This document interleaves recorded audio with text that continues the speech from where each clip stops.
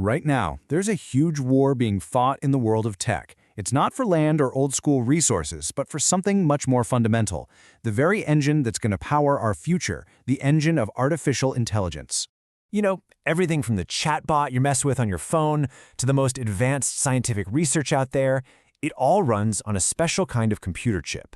This is specialized hardware that has to handle the absolutely mind-boggling calculations that AI needs. And for a very long time, this supercritical market has been dominated by a single, undisputed king, a company whose name is basically synonymous with AI power. But here's the thing. A powerful alliance of tech giants is rising up, and they're looking to challenge that dominance. This is the story of that rebellion. And the big question is, can they actually pull it off? Okay, let's dive into this. To really understand the battle, you first have to understand the reigning king, Nvidia. See, their power doesn't just come from making ridiculously fast chips, it comes from something much, much deeper. And that something is called CUDA. Think of it like the operating system for their chips. It came out way back in 2006, and it's this massive software platform that lets developers really unlock the full power of NVIDIA's hardware. It has become the language that AI speaks. This creates this incredibly powerful effect called vendor lock-in. Because so many AI tools and so much developer skill are built around CUDA, switching to a different chip isn't as simple as just swapping out some hardware. No way. It means rewriting tons of code, retraining entire teams. You're leaving behind a whole ecosystem you know and love. It's a huge barrier for any competitor. And the scale here is just staggering. By 2023, Nvidia reported that 4 million developers were registered to use CUDA. That's not just a user base. That is a formidable army of programmers, all fluent in the language of Nvidia. But, when you have that much market power and those kinds of high prices, you're just asking for a challenger to show up. And one has risen from inside one of the biggest tech companies on the planet, Google. Their weapon of choice? The Tensor Processing Unit, or TPU. So what's the actual difference here?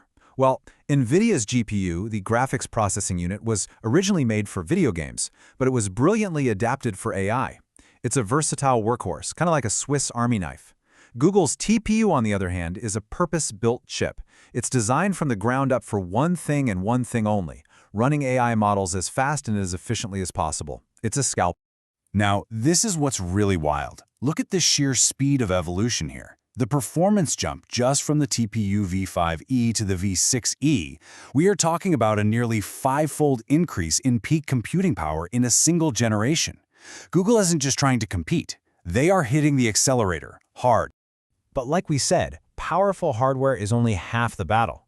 To truly take on NVIDIA, you have to break that CUDA lock-in. You have to win the hearts and minds of those 4 million developers. So how are they going to do it? Well, the challengers are using a classic, tried-and-true strategy. You take a dominant proprietary product, in this case, CUDA, and you build a free, open-source alternative that anyone can contribute to and use. It is the Rebel's playbook. And this right here, this is the Rebel Alliance, the Unified Acceleration Foundation, or UXL. It's a coalition of tech titans. We're talking Google, Intel, Samsung, ARM, all banding together. And their mission is crystal clear. Build that open-source alternative to CUDA, a platform that can run on anyone's hardware. And they're also making really smart tactical moves. Take the Torch TPU project. This is a direct collaboration between Google and Meta to make PyTorch, which is one of the most popular AI frameworks in the world, run perfectly on Google's TPUs. They are actively paving the road for developers to make the switch. So, why are these multi-trillion-dollar companies going through all this trouble? Why are they forming these grand alliances? Well, the answer, as it so often does, comes down to money. People in the industry actually have a name for it. They call it the Nvidia tax. Because Nvidia has such an insane grip on the market, they can charge premium prices for their chips. And for companies building up massive AI data centers, that premium adds up to billions and billions of dollars in costs. And this chart just lays out the economics perfectly. A single Nvidia H100 GPU can cost around $35,000. The estimated cost for Google's latest TPU? Just $15,000. Now, when you're buying these things by the tens of thousands, that price difference isn't just a line item, it's a revolution for your bottom line. So it really looks like a simple showdown between Nvidia and this Google-led alliance, right? But there's a fascinating twist in this story, a third party that stands to win no matter who comes out on top. Yeah, what if the real victor in this high-stakes chip war isn't either of the main fighters? Who is quietly profiting from this entire conflict? The answer is the memory makers, companies like Samsung and SK Hynix.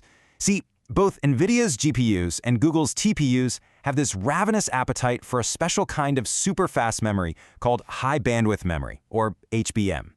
As the chip war escalates, demand for HBM skyrockets, and these companies are the ones selling the shovels in this incredible gold rush. So, the battle lines are drawn, the strategies are in motion, and we know who's profiting on the sidelines. What does the future of AI's engine actually look like? One analyst from the Futurum Group framed it perfectly. They said the UXL Foundation's open-source effort could be the slow and steady tortoise to NVIDIA's incredibly fast hare. It's a long-term play against an entrenched, speedy competitor.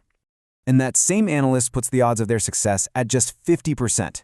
That really underscores what a massive challenge this is. You're trying to build a whole new software ecosystem from the ground up to compete with a king that has an 18-year head start. You see, this battle is about so much more than just market share. It's about who controls the fundamental building blocks of our AI-powered future. Will one company continue to hold all the keys, or will an open rebellion finally unlock the engine for everyone? That question is what makes this one of the most important stories happening in technology today.